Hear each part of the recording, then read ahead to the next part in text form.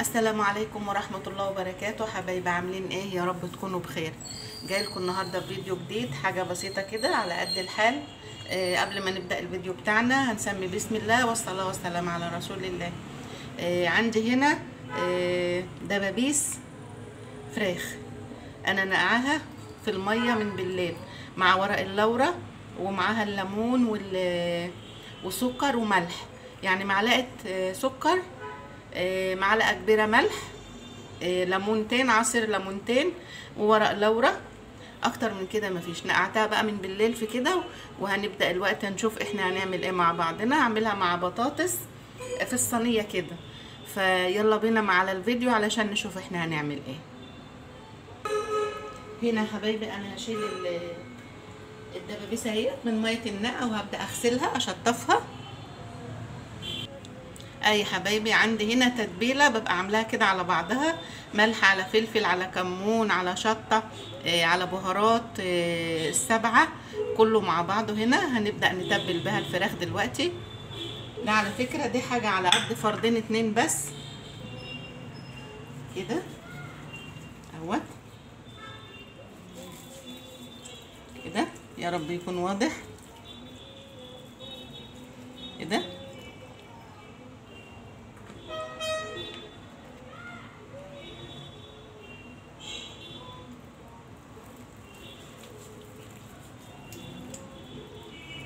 كده اهوت.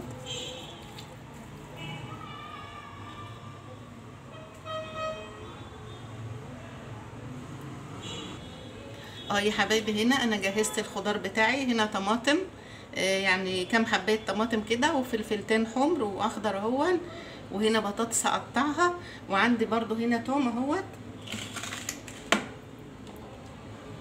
عندي هنا برضو التوم كده صحيح هقطعه برضو، مش هفرمه يعني هقطعهم كده كلهم هنا في البوله ديت. وبعد كده هتبلهم برضو بالتتبيله زي الفراخ بالظبط. اهي يا حبايبي بقطع البطاطسايه تكون بالسمك ده كده، ما تكونش لا تخينه ولا رقيقه، عشان دي بس يعني دبابيس مش هتستحمل، مش فراخ كامله يعني. لما بتكون الفرخه كامله قطع بقى البطاطس اتخن من كده عشان تستحمل. يا حبايبي انا قطعت الخضار اهوت كله جوليان كده، واقطع وهعمل برضو التوم برضو زيه اهوت، عشان انا مش عايزه افرم التوم بس كده.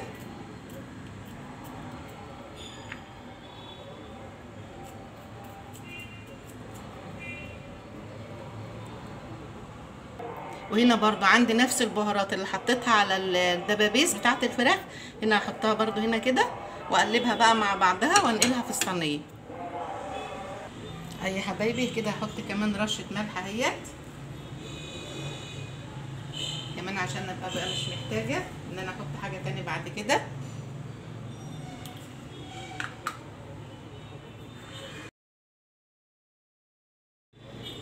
يا حبايبي كده جهزت الصينيه بتاعتنا معانا. هلفها بورق الالومنيا، وبعد كده هحطها في الحله بتاعتي. بس قبل ده كله يعني هسيبها نص ساعه كده في التتبيله بتاعتها دي، وبعد كده هشغل عليها، وما نخلص بقى نشوف كله مع بعض ان شاء الله. يا حبايبي هنا تركايه كده بسيطه انا حبيت اعملها، وان شاء الله تبقى حلوه وتعجبكم. هنا انتم لو انتم ملاحظين من الاول ان انا ما حطيتش بصل مع الفراخ، ما حطيتش اي بصل خالص.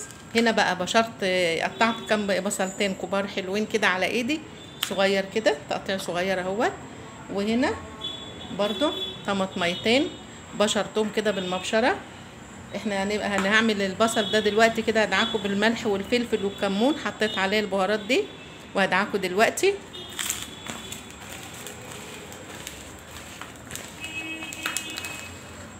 يا حبايبي كده انا دعكت البصل كويس قوي، واحط معاه بقى الطماطم كده، وهقلبه مع بعضه، واحط عليه رشه زيت كده، حاجه بسيطه، واقلبه كويس كده. هنا يا حبايبي الفراخ بدأت تخش في السوا اهي، هحطه عليها على الوش كده اهوت، نوزعه عليها كده كده كلها على الصينيه كلها بحالها كده.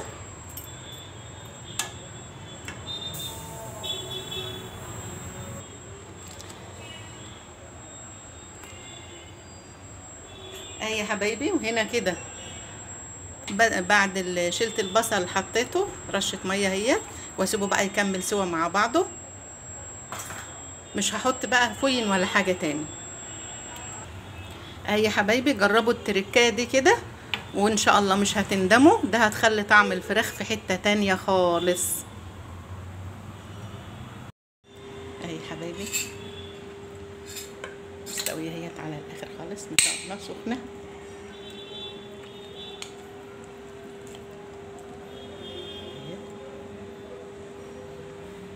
اتفضلوا معانا فضلا وليس امرا. المتابعه، والسلام عليكم ورحمه الله وبركاته.